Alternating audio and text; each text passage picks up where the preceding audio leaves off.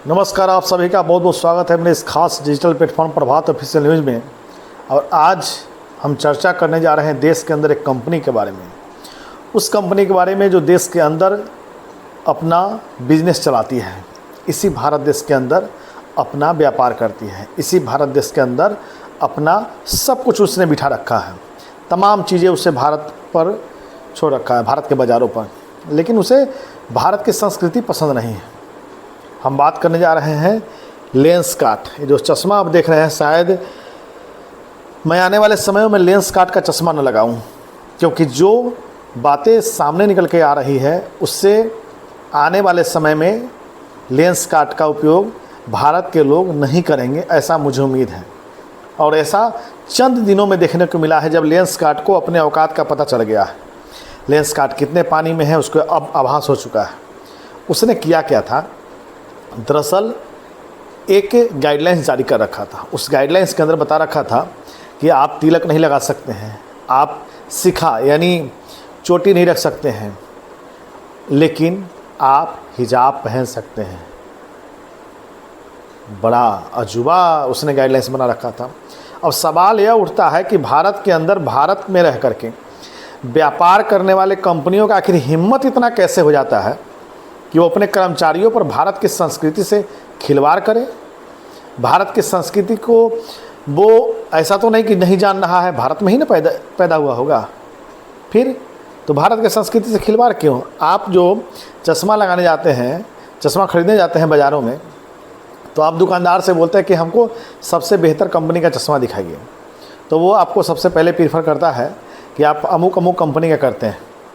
तो भारत के लोग ही उस चश्मे का इस्तेमाल कर रहे हैं। लेकिन वही अगर चश्मा की कंपनी अपना गाइडलाइंस बनाने लगे कि हमको भारतीयों की जो संस्कृति है, भारतीयों की जो परंपरा है, भारतीयों की जो धार्मिक चीज़ें हैं, उस पर उसको खिलवाड़ करने का हक किसने दे दिया? और भारत के लोग इतने जागरूक हैं कि अब इसको लेंसकार्ट को इसका जवाब मिल रहा है। अब लेंसकार्ट के हालात ऐसे हो चुके हैं कि उसको अपनी तरफ से सफाई देनी पड़ रही है। बागेश्वर धाम सरकार ने भी, श्री धीरेन्द्र शास्त्री ने भी, बागेश्वर धाम के जो आचार्य हैं, जो बाबा हैं, उन्होंने भी कहा है कि अगर लेंसकार्ट कंपनी को अगर कारोबार करना है और भारत में करना है तो वो इन तरह के गाइडलाइंस को न लाए। उन्होंने स्पष्ट कर दिया कि अगर इस तरह के वो गाइडलाइंस लाती है और ऐसा वो कर रही है कि अपने कर्मचारियों को टीका नहीं लगाना है, शिखा नहीं रखना है, तो वो लाहौर चले जाए, पाकिस्तान चले जाए। सिंपल बात है, क्या ज़रूरत है भारत में उसको कारोबार करने की? वैसे कंपनियों को भारत से क्या ज़रूरत है? मैं समझता हूँ कि इन कंपनियों को भारत के लोगों को बहिष्कार करना चाहिए। मैं निजी तौर पर आने वाले समय में कभी भी लेंसकार्ट का उत्पाद नहीं खरीदूँगा, क्योंकि जो भारत के अंदर वो कारोबार कर रही है, तो भारत के जो रहने वाले लोग हैं, जो कर्मचारी हैं, उस पर वो गाइडलाइंस बना रही है। अजीब बात है।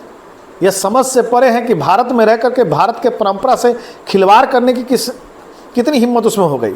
आखिर लेंसकार्ट का मुनाफा कितना है? आखिर लेंसकार्ट इतने दिनों में कैसे इतना कमा के आगे बढ़ गई कि वो भारत की संस्कृति से खिलवाड़ कर रही है?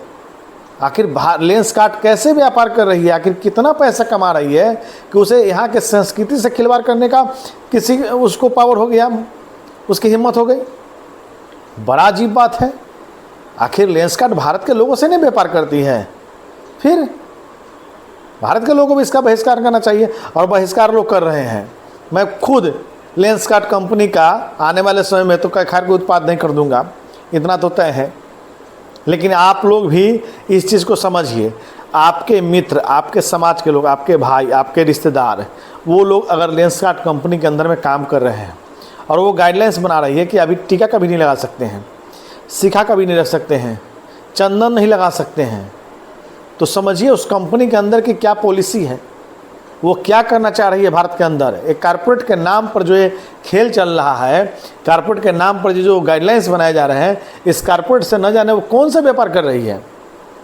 भारत के अंदर में अगर किसी कंपनी को बिजनेस करना है तो भारत की संस्कृति का सम्मान करते हुए उसको बिजनेस करना पड़ेगा। यह समझने की चीज़ है।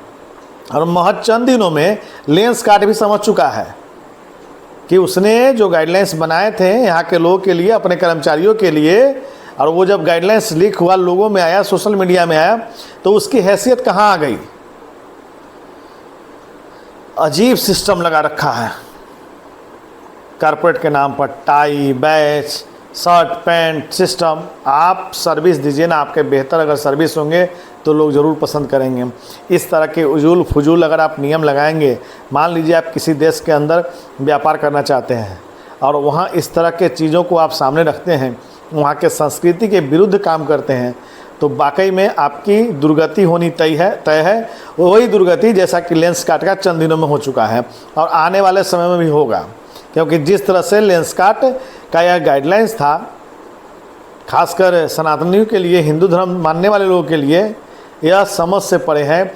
इस ऐसे कंपनियों का बेशक बहिष्कार होना चाहिए, ऐसे कंपनियों को बेशक बायकॉट करना चाहिए और ऐसे बाकी अन्य कंपनियों को सोचना होगा कि हमें इन चीज़ों से बचना है, हमें इन चीज़ों पर कोई गाइडलाइंस नहीं बनाना है, हमें इन चीज़ों को सम्मान करना पड़ेगा, भारत की संस्कृति का सम्मान करना पड़ेगा, भारत की परंपरा को सम्मान करना पड़ेगा।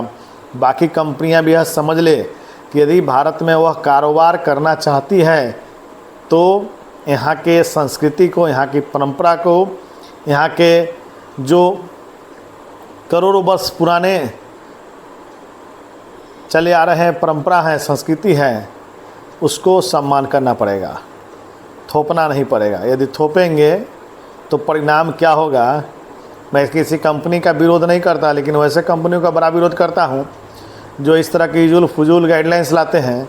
और ऐसा ही चंद दिनों में देखने को मिल गया। तमाम नेशनल मीडिया, तमाम चैनल्स जो भी आप देख रहे हैं, जब भी टीवी खोलिए इन खबरों को चला रहे हैं और चला करके दिखा रहे हैं कि आखिर इनके अंदर हो क्या रहा था, इनके मन में चल क्या रहा था, ये अंदर कंपनियों में कर्मियों से किस तरह का व्यवहार कर रहे थे। अजीब स्थिति है भारत के अंदर। ये लोग भारत के अंदर कारोबार करेंगे, भारत के लोगों से पैसे कमाएंगे और भारत के संस्कृति से खिलवाड़ करेंगे। ऐसा नहीं चलेगा।